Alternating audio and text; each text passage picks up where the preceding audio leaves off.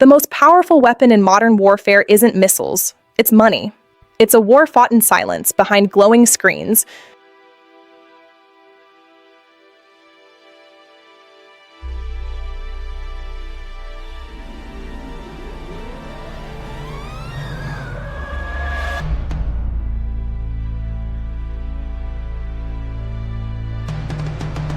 Freeze the accounts, cut the system.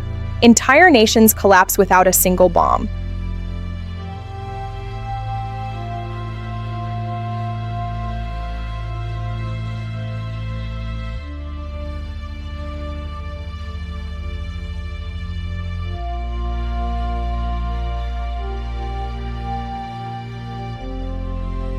No bank, no permission. Just digital money moving freely.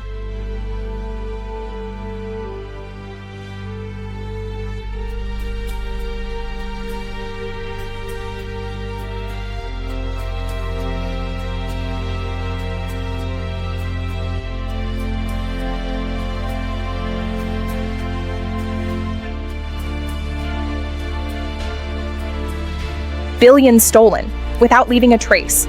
Not from banks and from the blockchain.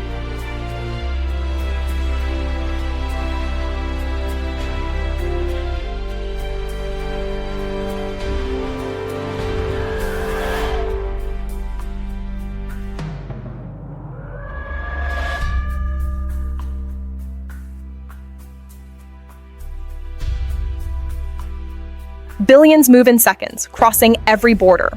Across borders, across sanctions, wealth moves where it is needed. Energy exploding as the world's markets move in synchrony. After World War II, a financial empire was built. The dollar became the world's ultimate weapon.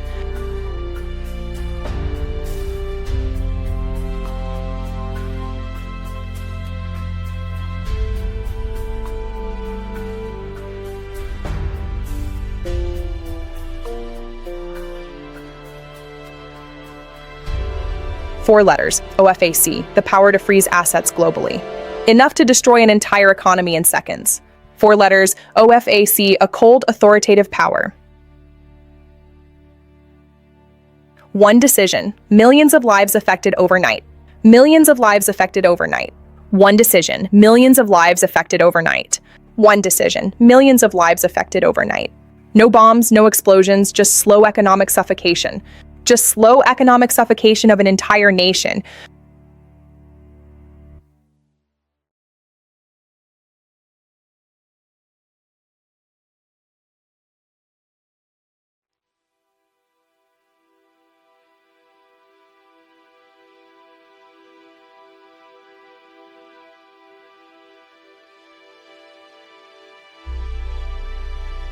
In 2008, 9 pages changed everything.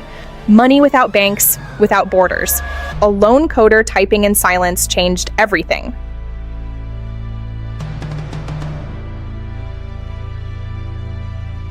From curiosity to global currency. Governments started paying attention, some even joined. From a curiosity to a new global standard. Values climbing higher into the stratosphere. Oil sold and delivered across the globe. Sanctions ignored, wealth preserved. Oil sold, sanctions ignored, wealth preserved. Assets frozen overnight, but the money had already escaped. Assets frozen overnight, but the money had already escaped. Assets frozen overnight, but the money had already escaped. One stablecoin, trillions in hidden transactions. One stablecoin, trillions in hidden transactions. One stablecoin, trillions in hidden transactions. Not just governments, criminal networks joined the system. Not just governments, criminal networks joined the system.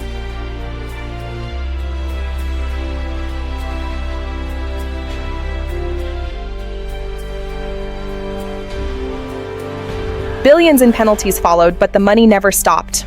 But the money never stopped moving. The new watchman monitoring every transaction in real time. Hack, launder, disappear, hidden in the digital noise. A new kind of warfare. Hack, launder, disappear.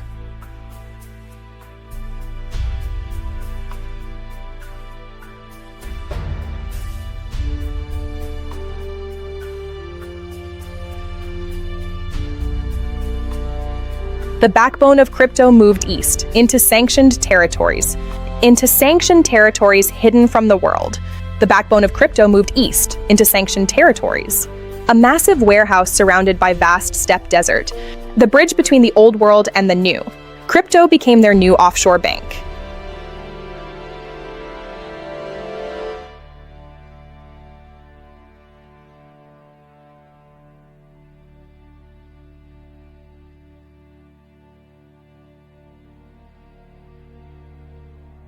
The war has already begun, and the battlefield is money.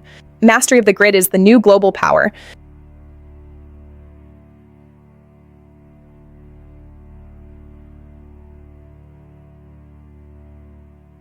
What if the most powerful weapon in modern warfare wasn't a missile? What if it was money, or the absence of it? And what if someone had found a way to make that weapon useless? For decades, economic sanctions were the ultimate enforcement tool. Freeze the bank accounts, cut the SWIFT lines, starve the economy. Entire nations brought to their knees not by bombs but by blocked transactions. Until one technology changed every rule of the game. Somewhere in Tehran, a merchant just received payment. No bank, no SWIFT code, no permission required. Somewhere in Caracas, a family just bought groceries with digital coins worth more than the national currency. The sanctions wall has a crack. And it's growing, threatening the foundations of global finance. North Korea, a nation almost completely cut off from the global economy. In just 5 years, it stole over $3 billion in cryptocurrency. Not from banks, not from vaults, from the invisible corridors of the blockchain. $3.5 billion moved in seconds across borders, across sanctions lists, without a single correspondent bank involved. Rapid aerial cut from Washington, D.C. to Moscow to Beijing. 3 capitals lit at night, connected by glowing arc lines of data. This is the story of shadow currency, and the war that will define our financial future. Without a single correspondent bank involved, this is the story of shadow currency, and the war that will define our financial future. After World War II, the United States built a new kind of empire, not conquered by armies, but enforced through currencies and credit lines. The US dollar became the world's reserve currency, and with it came the most powerful non-military tool in history, financial exclusion. The United States Treasury's Office of Foreign Assets Control. 4 letters that could destroy an economy, OFAC.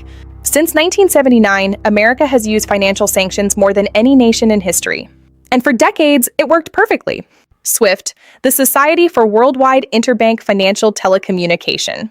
The backbone of the global financial system, handling over 40 million messages per day. When Iran was cut off from SWIFT in 2012, its economy contracted by 15%. One decision in Brussels, millions suffered. One decision in Brussels, millions suffered.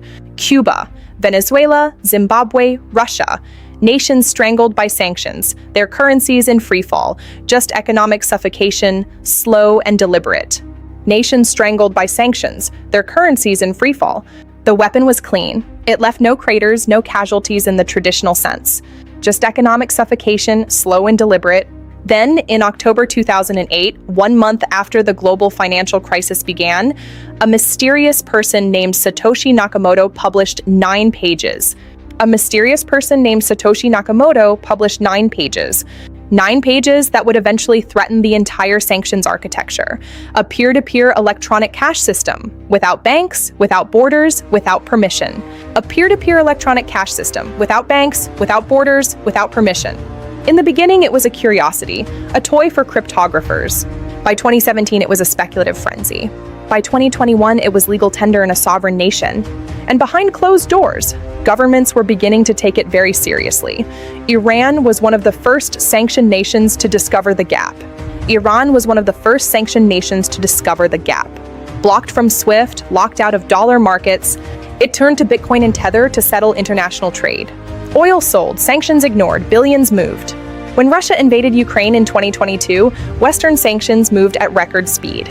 300 billion in Russian assets frozen overnight. But the oligarchs had already moved. Wallets in Dubai, Tether on Tron, beyond the reach of any sanction. Tether USDT on the Tron blockchain, cheap, fast, stable, untraceable by most conventional means. It became the preferred shadow currency of sanctioned nations and criminal networks alike. One stablecoin, $3 trillion in annual volume. Zero borders, $3 trillion in annual volume, zero borders. In closed-door hearings, intelligence officials began using a new phrase, and it barely slowed the flow. The slow, systematic undermining of America's most powerful financial weapon. Washington was paying attention, but the damage was already done. It wasn't just nation-states exploiting the gap. Cartels, trafficking networks, arms dealers, they saw the same opportunity, a financial system with no border controls. The shadow economy found its shadow currency.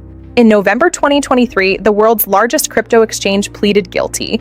Binance, $4 billion in penalties, failure to prevent transactions from Iran, Russia, and North Korea. The biggest financial enforcement action in history, and it barely slowed the flow.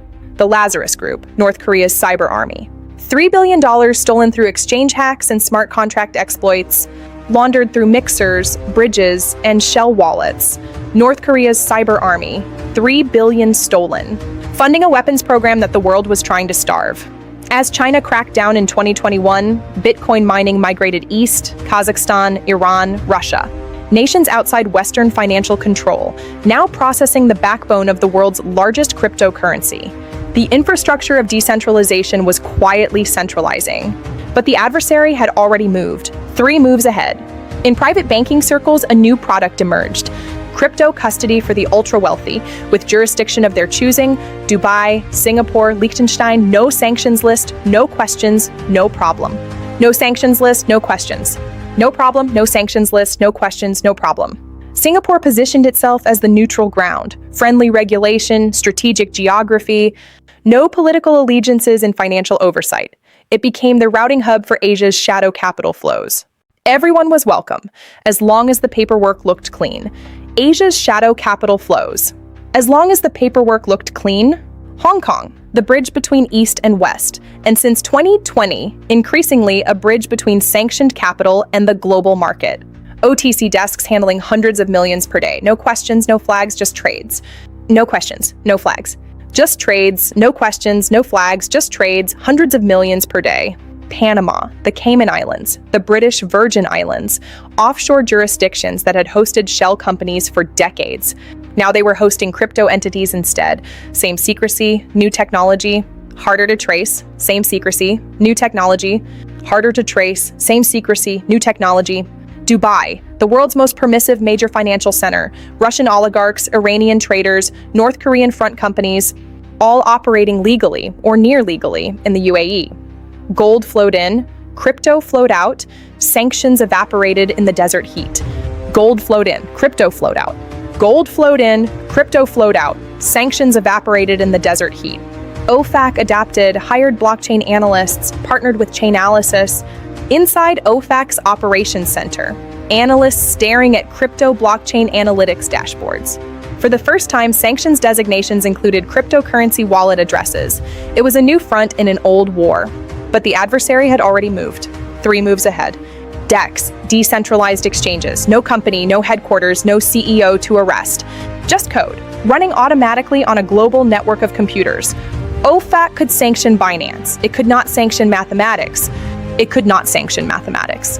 Its developer was arrested, its website was taken down, but the code kept running because no one can arrest the Ethereum blockchain. Its developer was arrested, its website was taken down, but the code kept running because no one can arrest the Ethereum blockchain. Its developer was arrested, its website was taken down, but the code kept running because no one can arrest the Ethereum blockchain. Because no one can arrest the Ethereum blockchain.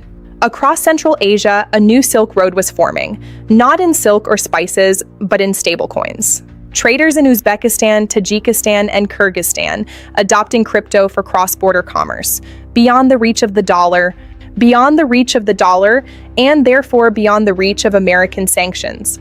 Across Central Asia, a new Silk Road was forming, beyond the reach of American sanctions, beyond the reach of the dollar. The BRICS nations saw the same opportunity, a new financial architecture built without the dollar at its center. Digital currencies, bilateral settlement, a world where SWIFT was optional, the geopolitical stakes could not be higher. The BRICS nations saw the same opportunity, a new financial architecture built without the dollar at its center, digital currencies, bilateral settlement, a world where SWIFT was optional, The geopolitical stakes could not be higher. Digital currencies, bilateral settlement, a world where SWIFT was optional.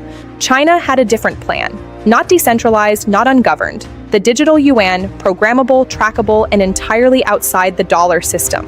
A state-controlled shadow currency for the 21st century. A world where SWIFT was optional. China had a different plan. The digital yuan, programmable, trackable, entirely outside the dollar system. A state-controlled shadow currency for the 21st century. Inside the Federal Reserve, quiet panic was setting in. The foundation of American geopolitical power was being quietly eroded by a technology its inventors never imagined. And America was still debating whether crypto was real. The foundation of American geopolitical power quietly eroded, and America was still debating whether crypto was real. And America was still debating whether crypto was real. Inside the Federal Reserve, quiet panic was setting in. The most sophisticated sanctioned entities weren't using exchanges at all. They were operating cold storage, offline wallets with no internet footprint. Offline wallets with no internet footprint. Billions in cryptocurrency, invisible to every monitoring system in the world. Waiting, patient, beyond every sanction ever written. Billions in cryptocurrency, invisible to every monitoring system in the world. Seychelles, Cayman. Waiting, patient, beyond every sanction ever written. In the Middle East, non-state actors had long used shadow finance. Hamas, Hezbollah, raising millions through crypto donations. The IDF's crypto unit seized assets, but new wallets appeared instantly. The adversary was asymmetric, and the battlefield was infinite. The IDF's crypto unit seized assets, but new wallets appeared instantly. The adversary was asymmetric, and the battlefield was infinite. The adversary was asymmetric, and the battlefield was infinite. In the Middle East, non-state actors had long used shadow finance. The shadow currency was everywhere, in every smartphone, in every mining rig, in every cold wallet buried in a basement. The financial system the West had built over 80 years was leaking from 10,000 places at once. The shadow currency was everywhere, leaking from 10,000 places at once. The shadow currency was everywhere, was leaking from 10,000 places at once, in every cold wallet, in every basement. Part 1. The invisible war had been declared. The weapon was money. The counter-weapon was code, gold bars, Bitcoin logo, and neither side fully understood the battlefield yet. In Part 2, we go deeper, where the real money moves. And neither side fully understood the battlefield yet, where the real money moves. Part 1. The invisible war had been declared. Where the real money moves. In Part 2, we go deeper, where the real money moves. Final shot, darkness. They call it the layering phase. The art of making dirty money clean or sanctioned money unreachable. What used to take months through offshore shell companies now takes seconds on the blockchain. Bitcoin can be traced, its blockchain is public. But Monero, the privacy coin, was designed to be invisible. Ring signatures, stealth addresses, confidential transactions. A financial ghost. And it was spreading through sanctioned networks like wildfire. The ultra-wealthy had a more sophisticated solution. Multi-signature wallets split across 5 jurisdictions. No single government could seize it. No single court could compel its release. The Swiss banking model, rebuilt in cryptography. In Moscow, the response to Western sanctions was methodical. Build a parallel system, a Russian SWIFT, a digital ruble, forge bilateral crypto arrangements with China, Iran, and Venezuela. Create a shadow financial world, with Russia at the center. Iran developed the most sophisticated sanctions evasion architecture in the world. Oil sold in crypto, payments routed through Turkish intermediaries, goods imported through Oman and the UAE with crypto-settled invoices. The sanctions wall was not a wall, it was a sieve. Turkey's unique position, NATO ally yet deeply integrated with sanctioned economies. Istanbul became the central routing node for Iranian crypto trade. The West's ally was building the West's adversary a financial lifeline. The UAE offered something no other jurisdiction could: regulatory clarity for crypto, no extradition to the West, complete privacy. Russian oligarchs, Iranian traders, and Chinese capital all converging in one city, with one rule: don't ask, don't tell. A global hub for shadow finance. In 2018, Venezuela made history. The first government to launch a state-backed cryptocurrency, the petro. backed by oil reserves, designed to circumvent U.S. sanctions. Washington immediately sanctioned it. Maduro kept using it anyway. After the 2021 coup, Myanmar's military junta faced immediate international sanctions. They turned to Chinese crypto networks for trade settlement. Jade, rubies, and timber sold for USDT. No bank needed, no conscience required.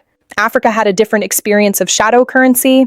Not evasion, survival. Currencies collapsing, banks inaccessible, remittances blocked by corrupt intermediaries. Crypto wasn't a workaround. It was the only way. By 2023, Sub-Saharan Africa was the world's fastest growing crypto market. Not speculation, utility. The irony was stark. Sanctions were meant to punish bad actors. Instead, they were accelerating crypto adoption by everyone. In September 2021, El Salvador shocked the world. Bitcoin, legal tender by law. No other sovereign nation had gone this far, and the IMF's response was immediate and furious. The IMF threatened to withhold a $1.3 billion loan, and it sent a message to every sanctioned country on Earth. It was a declaration of financial sovereignty from a tiny nation with nothing to lose. In Cuba, the 60-year American embargo had survived every administration, but it had not survived Bitcoin. Cuban entrepreneurs were accepting crypto from American tourists in violation of U.S. law from both sides of the embargo. The Harmony Bridge hack, $100 million, June 2022. The Ronin network hack, $625 million, March 2022. North Korea's crypto operations weren't funding daily expenses. They were funding its nuclear weapons program. South Korea had a front row seat to the threat. Its intelligence services became among the world's best at crypto tracking.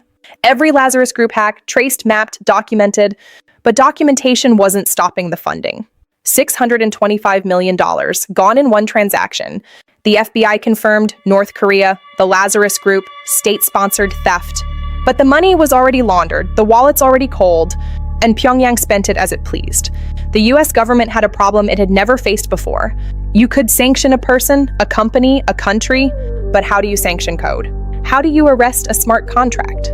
Ethereum, 7,000 nodes, 70 countries, no single point of control, no server to seize. A financial protocol running on the collective will of its participants. Every sanctions lawyer in Washington stared at this problem, and they had no answer. FATF, the global anti-money laundering standard setter, 40 nations, theoretically aligned.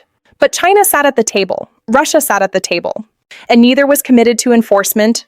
The global standard was a standard no one was enforcing. Zero knowledge proofs, the mathematics of privacy. A way to prove a transaction is valid without revealing any of its details. It was developed by MIT academics, it was being weaponized by sanctioned states, and it was mathematically unbreakable. Europe moved first on comprehensive regulation, MiCA, markets and crypto assets. The most ambitious crypto regulatory framework in the world, but regulation in the EU meant nothing to a wallet in Tehran. Singapore was threading the needle. Strict enough to attract institutional capital, flexible enough to attract everyone else, a model of regulated permissiveness that every offshore jurisdiction studied closely. The money came, the questions didn't. In November 2022, the shadow currency world imploded. FTX, the world's second largest crypto exchange, bankrupt overnight. $8 billion of customer funds gone. The Bahamas, the regulators, all complicit in a fantasy. 25 years. The sentence handed to SBF was Madoff territory, the largest financial fraud in U.S. history by one measure. And yet, in the same week, North Korea's Lazarus Group stole $200 million more. The chaos of crypto was doing the work of sanctions evasion for free. At the BRICS summit in Kazan, something historic was quietly happening. A multilateral framework for digital currency settlement, bypassing the dollar entirely. Russia, China, Iran, Venezuela, the axis of sanctioned states, building the infrastructure for a post-dollar world. mBridge, a cross-border CBDC platform connecting China, UAE, Hong Kong, and Thailand. Built with BIS involvement, but serving Chinese geopolitical interests. A new plumbing system for the global financial architecture? SWIFT's replacement, or SWIFT's competitor. Inside Fort Meade, the NSA had built a capability. Global blockchain surveillance, every transaction, every wallet, mapped. They could see the flows, they could identify the actors, but seeing and stopping one were two very different things. Chainalysis, the private company that became the intelligence community's blockchain arm, $300 million in government contracts. Tracking every major sanctions evader, terrorist financier, and rogue state. The question was never who they were tracking, it was whether it mattered. Israel had seized millions in Hamas crypto wallets before October 7th, 2023. After October 7th, they moved faster. A new protocol, real-time blockchain intelligence fed directly to military command. The war on terror had come to the blockchain. Ukraine showed the other face of crypto in wartime. Ukraine showed the other face of crypto in wartime. No bank account needed, no NGO bottleneck. $225 million raised through wallets in weeks. Crypto had become the humanitarian pipeline no government could block. The G7 attempted coordination, joint sanctions, shared intelligence, an unprecedented level of financial cooperation. And across the blockchain, none of it made a measurable difference. The system they were trying to control did not recognize their authority. In Miami, the mood was euphoric. Bitcoin was freedom, crypto was the future, regulation was tyranny. But in the same city, DEA agents were tracking cartel stablecoin flows. And in Pyongyang, hackers were celebrating another successful theft. The duality of the digital age, the shadow currency and the shadow economy were now perfectly synchronized. AIS dark tankers carrying sanctioned oil. Payment received in USDT before the cargo was offloaded. A seamless machine of sanctions evasion. In Part 3, the storm arrives. Part 2, complete. The architecture of evasion was not hidden. It was global, it was sophisticated, and it was accelerating. The arms race between the enforcers and the evaders reaches its crisis point. The architecture of evasion, to be continued. By 2024, the alarm bells were impossible to ignore. In classified briefings, intelligence chiefs used words they had never used before. These threats are now existential. Systemic failure is imminent. The shift is irreversible. The financial weapon they had built was breaking in their hands. Then the irony arrived, a moment that would redefine the boundaries of global finance forever. January 2024, the SEC approved Bitcoin ETFs. The very institutions enforcing sanctions, BlackRock, Fidelity, Vanguard, were now deeply invested in the technology undermining those sanctions. The US regulatory landscape had fractured. The SEC, the CFTC, the Treasury, the Fed, all with conflicting jurisdiction. While they argued over turf, the evasion continued. Political paralysis as a feature, not a bug, of the shadow currency system. China's play was the boldest. The digital yuan was not just a currency, it was a geopolitical instrument. Belt and Road debt denominated in ECNY, 60 nations quietly adopting a currency that answered to Beijing. Pakistan, Kenya, Argentina, Bangladesh, nations deep in Chinese debt, now repaying it in digital yuan. A global currency network built one infrastructure project at a time. By the time Washington noticed, it was already everywhere. The dollar's dominance had always been supported by two things: military power and the absence of alternatives. Crypto had broken the second pillar, and now even the first was being quietly questioned. In Ukraine, crypto had entered the battlefield itself, not as a financial instrument, as a logistics tool. Weapons, supplies, intelligence, all procured through crypto payment channels. War finance had gone decentralized, and NATO was scrambling to adapt. The Houthi attacks on Red Sea shipping, funded in part through an Iran-Hezbollah Houthi crypto corridor. Treasury traced the wallets, designated the addresses. New wallets appeared the same afternoon. The attacks continued. Supply chains disrupted, insurance costs exploding, shipping diverted by thousands of miles. The cost of Houthi attacks on global trade, $200 billion annually. The cost of the crypto that funded them, a few million in untraceable transactions. The leverage of shadow currency was terrifyingly asymmetric. Silicon Valley saw the future and bet on it. Apple, Google, Meta, Amazon, all either building crypto infrastructure or acquiring the companies that had. The sanctions architecture's greatest ally, American technology, was now building the tools to undermine it. India was the most consequential fence-sitter. The world's most populous nation, BRICS member, G7 partner, dollar user, rupee experimenter, buying Russian oil at a discount, selling it at a premium, settling in rupees. Washington's most important strategic partner was quietly building the post-dollar architecture too. Brazil, the largest economy in South America, the anchor of BRICS plus expansion. Lula's government quietly building bilateral crypto payment rails with China and Russia. Not because they hated the dollar, because the dollar had always been used against them. The petrodollar, the 50-year arrangement that made American sanctions possible. Saudi Arabia would sell oil in dollars, America would guarantee Saudi security. In 2023, Riyadh entertained the first Chinese yuan oil settlement. The foundation of U.S. financial dominance cracked for the first time. The Federal Reserve was paralyzed. A digital dollar would threaten commercial banks, congressional approval impossible to get, privacy concerns, civil liberties objections, political deadlock. While America debated, China deployed. NATO established a financial warfare doctrine for the first time. Crypto as gray zone operation, shadow currency as hybrid warfare. The alliance was adapting, but every adaptation was met with a countermove. Russia had 18 months of preparation before the first sanction landed. By late 2024, Russia's economy had not collapsed. It had contracted, it had suffered, but it had not broken. Military production was at its highest since the Cold War. The sanctions had been powerful. They had not been sufficient. $100 billion, that was Tether's float in 2024, more than the GDP of most sanctioned nations. Investigations opened, allegations of Russian and Iranian links to Tether, the world's most used stablecoin, under the most serious scrutiny in its history. The offshore world had not disappeared, it had digitized. The same mechanisms that hid drug money for 40 years now hid crypto wallets for sanctioned oligarchs. Cayman, BVI, Bermuda, the addresses changed, the secrecy didn't.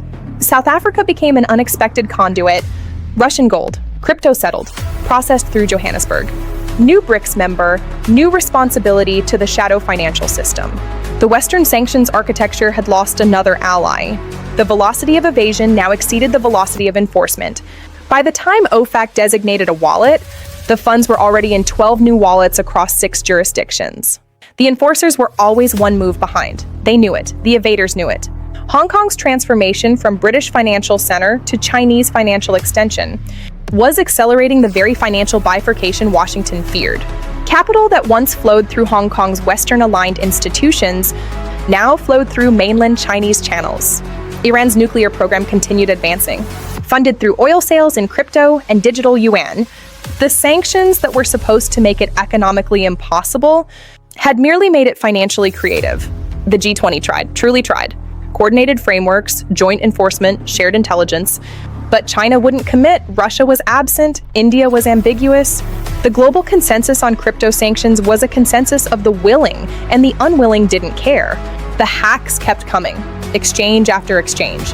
North Korea, criminal syndicates, state-sponsored operations. Every stolen dollar was a dollar freed from the sanctions regime, and every stolen dollar funded the next operation. Iran had cracked the code. Subsidized oil, industrial Bitcoin mining. Every Bitcoin mined was sanctioned oil, converted to a universally spendable asset. Washington had sanctioned the oil, but Bitcoin had no nationality. The infrastructure battle was as important as the financial battle. Chinese cables, Chinese 5G, Chinese data centers, a parallel internet where the NSA did not have a back door. And on that internet, the shadow financial system ran freely. In Washington's halls, the question was finally being asked openly. Is American financial dominance permanent? Or is it an artifact of a particular moment, now passing? The shadow currency wasn't just evading sanctions, it was rewriting the global financial order. London, the world's other financial capital, then was navigating its own disruption. Post-Brexit, post-Swift sanction controversies, post-Russian oligarch embarrassment. The city was reinventing itself, but into what? Nobody was quite sure. Crypto was filling the vacuum, and the Bank of England was nervous. The most extraordinary development, American pension funds were now in Bitcoin. America's retirement savings, entangled with the shadow currency system. The paradox was complete and devastating. The same Bitcoin that North Korea was stealing, the same Bitcoin that Iran was mining with sanctioned oil, the same technology funding weapons, was also funding the humanitarian response to those weapons. If China moved on Taiwan, the crypto mining infrastructure would collapse overnight. They arrested the executives, they seized the servers. They imposed the largest financial penalties in history. And the parent company, registered in Seychelles, continued operating the next day. Enforcement was a game of whack-a-mole, with infinite moles. Taiwan, the island that makes the chips that run the blockchain. If China moved on Taiwan, the crypto mining infrastructure would collapse overnight. The shadow currency that was eroding American sanctions power out depended entirely on American-controlled semiconductor supply chains, the ultimate irony. The shadow currency had grown so large, it was now a systemic risk. A crypto crash would no longer stay in crypto. It would spread to pension funds, insurance companies, sovereign wealth funds. The shadow had become too big to ignore, and too big to safely attack. The breaking point had arrived. Not with a crash, not with a war, but with the quiet, relentless erosion of a system that took 80 years to build, and the clock was accelerating. Part 3, the breaking point. In every corner of the world, the shadow currency was winning. And in Part 4, the endgame begins. The choices made now will define the financial order for the next century. The meeting in Basel would be remembered, not for what was decided, but for what was finally admitted. The old system was ending. The question was no longer how to save it, it was what would replace it. America's response arrived, finally, with the force of a whole-of-government mobilization. Intelligence, treasury, defense, justice, all working in coordination. Not to stop crypto, that was impossible, to dominate it. But to dominate it, to make it work for American interests again. The intelligence apparatus had been building quietly. De-anonymization tools for Monero, graph analysis AI for mixer outputs, probabilistic attribution software that could identify wallets with 95% confidence. The NSA didn't need a backdoor, it needed mathematics, and it had it. Europe's MyCA regulation came fully into force. Every crypto asset service provider licensed, every transaction reported. For European firms, the era of regulatory arbitrage was over, but regulated Europe was still a small fraction of global crypto volume. A new architecture was being built in parallel. 50 nations exploring CBDC interoperability, not replacing the dollar, not yet, but building the infrastructure that could, when the moment came. Satoshi Nakamoto built Bitcoin to free humanity from financial control, from banks, from governments, from the very sanctions architecture we've described. It had done exactly that for sanctioned dictators, North Korean hackers, and drug cartels. The dream of financial freedom had produced a tool of financial chaos. El Salvador's experiment ran 5 years. The results were complicated, not the utopia Bitcoin maximalists promised, not the disaster the IMF predicted. Something in between, real, messy, human. Argentina became the world's largest proof of concept. When your currency loses 200% in a year, you find alternatives. 14 million Argentines holding crypto, not as speculation. 14 million Argentines holding crypto, not as speculation. Nigeria tried to ban it, arrested the Binance executive, froze the accounts. 100 million crypto transactions continued that week. The state was no longer the only issuer of currency that mattered. In Africa, the shadow currency had already won. The Bank for International Settlements published its conclusion. The old monetary sovereignty was ending, a new one was beginning. The nations that adapted would lead, the ones that resisted would be left behind. And the shadow currency, intended as a weapon, had become an evolutionary force. North Korea, the ultimate proof of the system's failure. $3 billion stolen, used to build nuclear weapons. Security Council vetoed on enforcement. China and Russia's protection guaranteed. The shadow currency was not just eroding sanctions, it was enabling a nuclear proliferator. The next frontier, AI versus AI. Probabilistic attribution software that could identify wallets with 95% confidence. An arms race playing out in microseconds, across trillions of transactions. Human enforcement was already obsolete. Only machines could play at this speed. The future had already arrived in fragments. Not a single global currency, not a single blockchain. A fragmented, multipolar financial system, and with dozens of currencies, dozens of rails. American sanctions effective in some corridors, irrelevant in others. The coalition of the willing was getting more effective. Real-time blockchain intelligence, coordinated seizures, genuinely enforcement across allied nations. The NSA didn't need a backdoor, it needed mathematics. And it had it. America's response arrived, finally, with the force of a whole-of-government mobilization. The gray listing of the UAE by FATF, a watershed moment. For the first time, Dubai faced real consequences for its permissive approach. New regulations, new enforcement, Russian oligarch accounts frozen. A small victory for the sanctions architecture, years overdue. The sanctions had hurt Iran, genuinely, deeply. But they had not changed its behavior. Not on nuclear, not on proxies. The regime had survived, the people had suffered. Shadow currency had partially insulated the regime and done nothing for the people. Russia, 4 years, the most comprehensive sanctions in history. Its economy damaged but not destroyed. Its military still fighting. The sanctions had not ended the war. They had made it more expensive. For Russia and for the global economy. And here, a different story. Crypto as the solution to the very problems sanctions caused. Refugees receiving aid, reconstruction funded transparently, no corrupt intermediary. The same technology that funded weapons was funding their victims' survival. The new Bretton Woods was being negotiated, not in a resort in New Hampshire, in server rooms and algorithm labs. Not between victorious allied powers, between sovereign algorithms and competing state interests. The architecture of the next financial order, being built in real time, America made its choice to lead it. Not to fight crypto, not to ban it, not to ignore it, to lead it.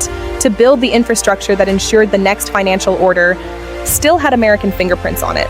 China's digital yuan was not a cryptocurrency. It was its opposite. Total surveillance, programmable restrictions, expiry dates on money. But for nations tired of American sanctions, it was an attractive offer. A leash you could see versus a sanctioned sword you couldn't predict. A third path was emerging. Not surveillance capitalism, not ungoverned chaos. Privacy-preserving compliance, using zero-knowledge proofs to satisfy regulators while protecting users. The technical solution existed. The political will to adopt it was still missing. Whatever systems are built, they will be attacked. Whatever enforcement tools are created, they will be circumvented. The shadow currency was not a moment, it was a condition. An arms race without an armistice, without a final victory. The next generation doesn't see shadow currency. They were born into a world where Bitcoin existed, where USDT was normal. It was food, medicine, freedom, hope. The same system, two completely different stories. Swift, still dominant, still processing the world's commerce. The old system had not died, it was diluting. Perhaps the weapon was always crueler than its wielders admitted, and they were building a new framework, one that could work in the world as it was. The new generation had arrived in Washington. The great question of our era, are sanctions moral? Not the world as it was in 1944. If they harm civilians more than regimes, if regimes evade them with crypto while citizens cannot. They understood Bitcoin, they understood DeFi, they understood what Satoshi had actually built. But with a growing competitor, a growing alternative, a growing shadow. Somewhere, Satoshi Nakamoto watches all of this, or perhaps is long gone, their creation outliving them. They built a tool of human liberation. It became a tool of human complexity. Because all powerful tools become exactly as good or evil as their users. The shadow currency is not a shadow anymore. It is the light by which the new financial world is being built. Whether that world is better or worse than what it replaces, this is not a story about technology. Perhaps the weapon was always crueler than its wielders admitted. It is a story about power, about who controls it, about who challenges it, and about the extraordinary moment when a technology became powerful enough to make the most powerful nation in history reconsider its most powerful weapon. It will be negotiated in the quiet before crisis, or it will be imposed by circumstance. The leaders who build it will be remembered. The ones who refuse to see it coming will be its casualties. Depends entirely on the choices being made right now. Perhaps the shadow currency's greatest legacy will not be financial at all, but the infrastructure it funded, renewable energy, internet access, financial inclusion, that story is still being written. The sanctions are still in force. The evasion is still happening. The weapons are still being funded. And somewhere, right now, a transaction is moving that will change everything. Shadow currency, how digital assets are neutralizing global sanctions. The old world is ending. The new one is being written, one transaction at a time.